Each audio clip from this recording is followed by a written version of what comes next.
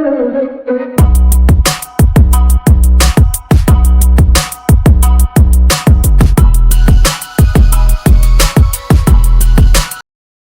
guys, I'm Nene. Today's video, ang ituturo ko sa inyo ay kung paano mag-buy load or pwede ka rin magtinda ng load. So tap lang natin si Gcash. Enter lang natin yung MPIN natin. So punta lang tayo kay buy load.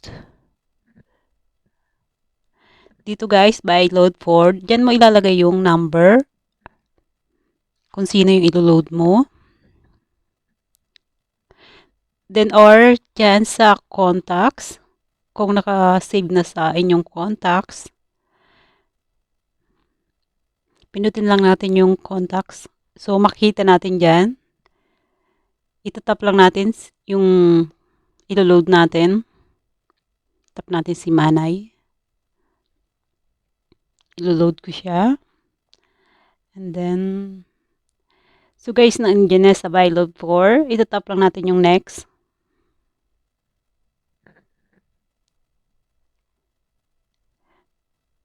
So, check nyo lang po yung nang maigi yung number. Then, tap next. Yan guys, ilo-load ko siya ng marami kayong pagpipilian dito. Globe, TM, Smart, TNT. Explore nyo na lang guys. Nabubulol ako. Then guys, kapag nakapili na kayo, nakita nyo na yung i-load nyo.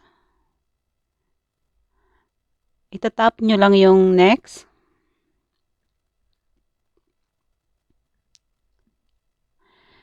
So, ayan na nga.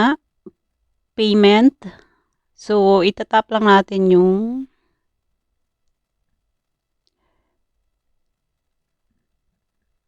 pay.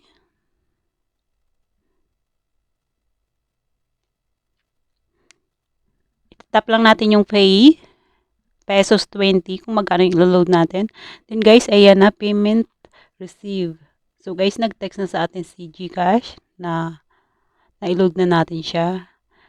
So, ganun lang guys, sana ganun lang kadali mag-load dito sa Gcash or magtinda ng load. So, yun lamang po sa ngayon. Sana may natutunan kayo.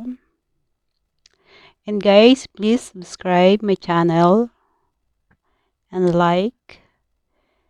Thank you. Yun lamang po sa ngayon. And ingat po kayo lagi.